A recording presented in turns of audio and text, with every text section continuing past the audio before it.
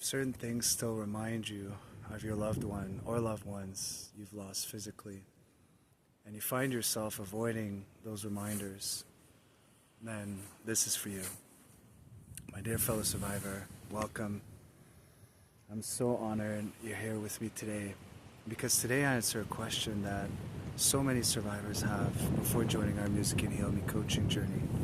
And this question is a question I have myself for a long time. If everything around me reminds me of my two soul angels, then how am I supposed to ever heal?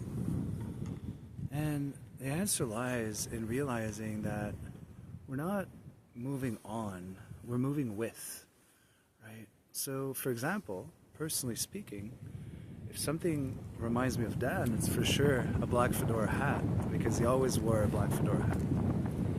So if anybody is wearing a black fedora hat, automatically I think of Dad.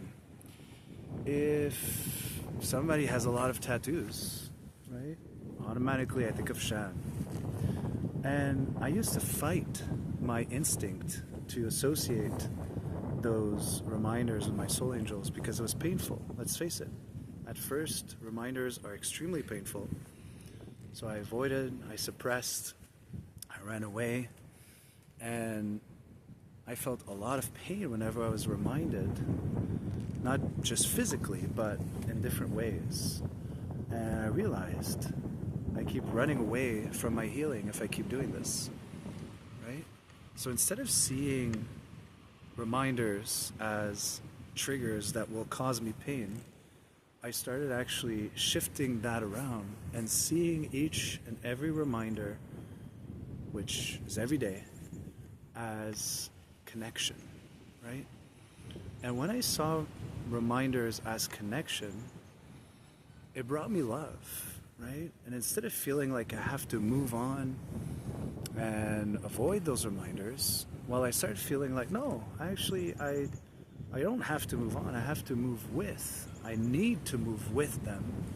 So if I keep avoiding and suppressing those reminders that happen on the daily, how am I moving forward with them? I'm not, right? I'm running away from them by avoiding those reminders. But instead, I started embracing those reminders because, they're everywhere, right? I don't have to tell you.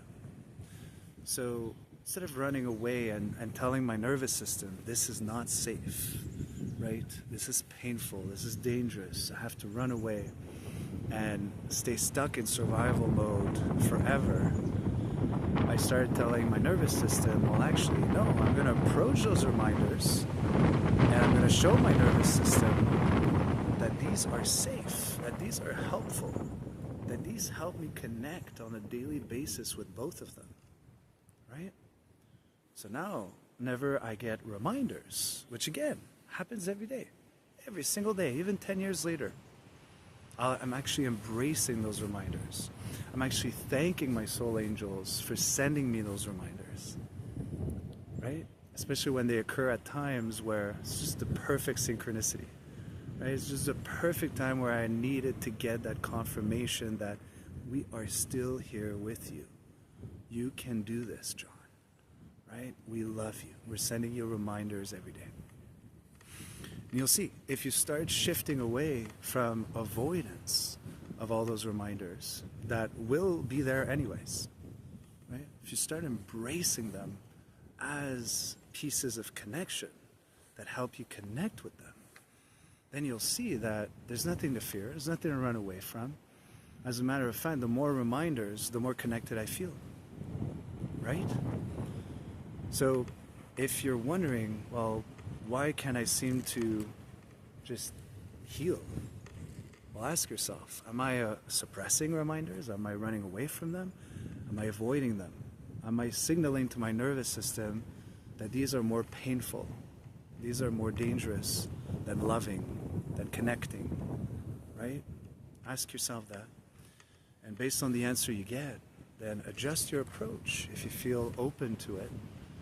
And then see how your nervous system thanks you for showing your nervous system some safety, some connection, some different ways to process and integrate your healing. So my dear fellow survivor, I say this with all my heart. please take good care of yourself. And of course, may you be filled with music and heal.